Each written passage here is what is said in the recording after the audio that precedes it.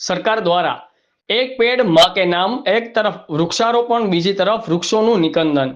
એક તરફ ગુજરાતના માનનીય મુખ્યમંત્રી દ્વારા એક પેડ માં કે નામ અભિયાન ચલાવવામાં આવી રહ્યું છે। સરકારી તંત્ર સમગ્ર ગુજરાતમાં વૃક્ષારોપણ કરવામાં લાગેલ છે। રોજે રોજ સરકારના મંત્રીશ્રીઓ અને સત્તાધારી પક્ષના નેતાઓ અને કાર્યકર્તાઓ મોટા મોટા કાર્યક્રમો કરી ગુજરાતના ખૂણે ખૂણામાં વૃક્ષારોપણ કરી રહ્યા છે।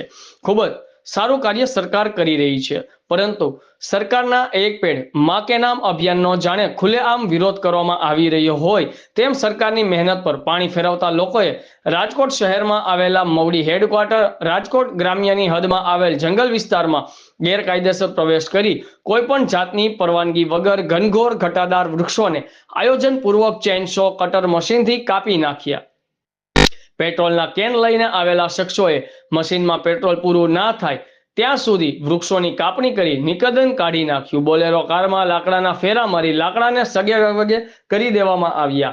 આપણા રાષ્ટ્રીય પક્ષી મોરની સારી એવી વસાહત ધરાવતા વિસ્તારમાં વૃક્ષોનું નિકંદન કાઢી આ શખ્સો વટભેર નીકળી ગયા અને મોર બિચારા પોતાનું ઘર ખોઈને દુઃખભર્યા ટહુકા કરવા લાગ્યા।